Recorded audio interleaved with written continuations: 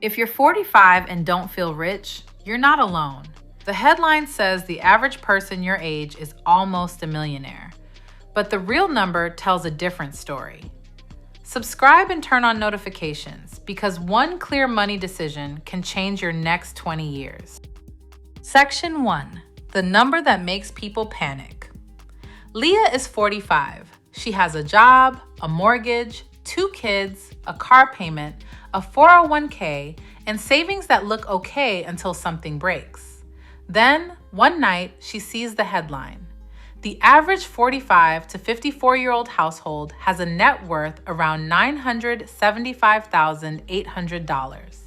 She looks at the dental bill, the grocery receipt, and the college email from her son, and she thinks, wait, am I failing?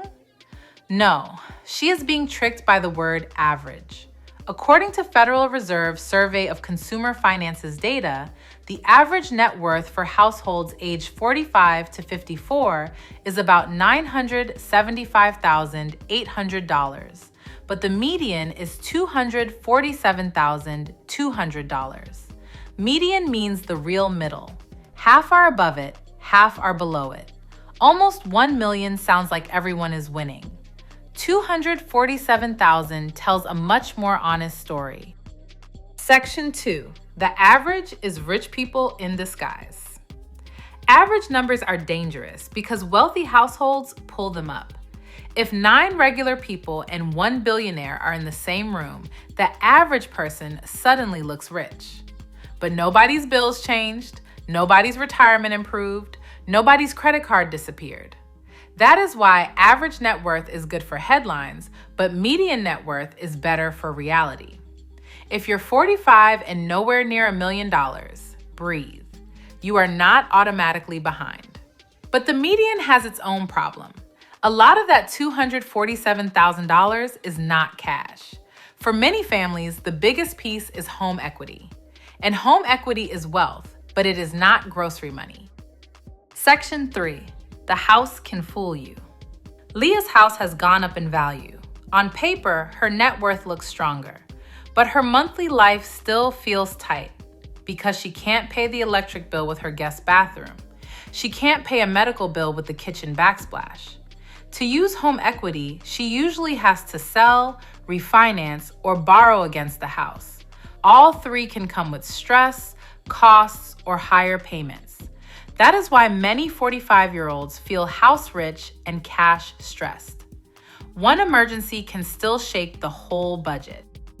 Section 4. The retirement gap. This is the number Leah avoids, her 401k. At 45, retirement is no longer far away. It is close enough to see, but far enough to change. You may still have about 20 years. That is powerful, but less forgiving than 40. You are not out of time, but you are out of excuses. Section 5. The debt drag. Leah is building wealth while dragging debt behind her. Experian reported that Generation X had the highest average debt of any generation in 2025 at $158,105. Debt changes every paycheck. A raise does not feel like progress if it goes straight to minimum payments. A tax refund disappears into a credit card. A 401k contribution feels harder when the car payment is breathing down your neck. At 45, many people are earning more than ever, but also owing more than ever.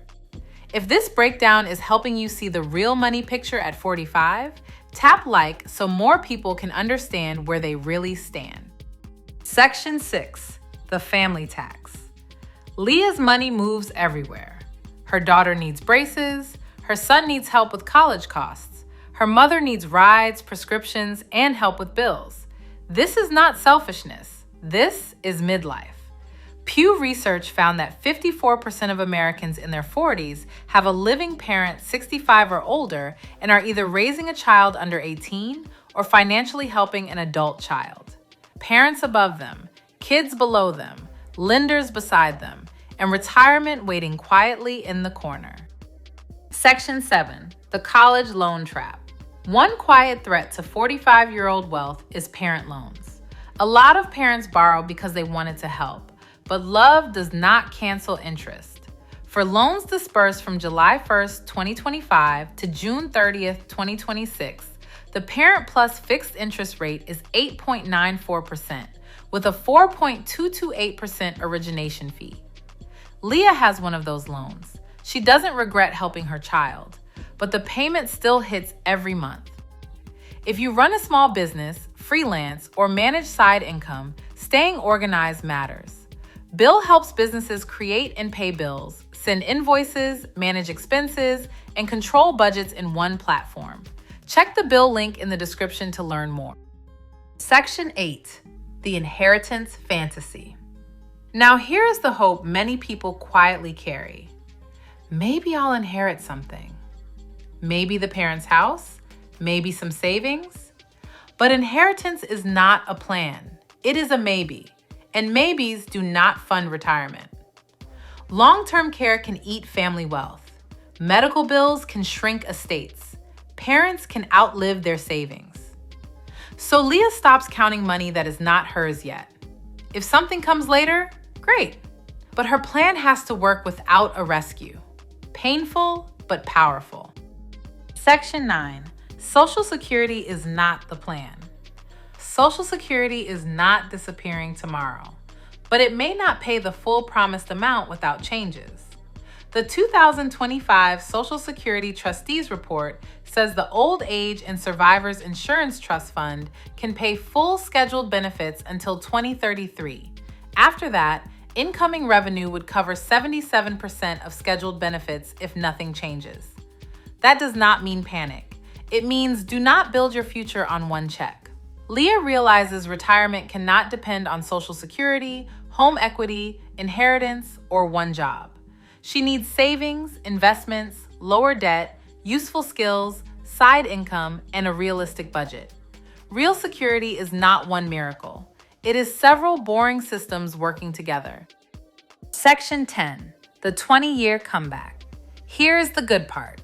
At 45, the window is smaller, but still open. 20 years can change a family. Leah does not need to become perfect. She needs to become consistent. She raises her 401k contribution by 2%, then schedules another 1% increase every 6 months. She attacks the highest interest debt first. She builds emergency savings.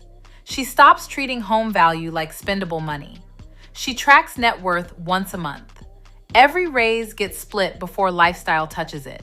Some to retirement, some to debt, some to cash, some to life.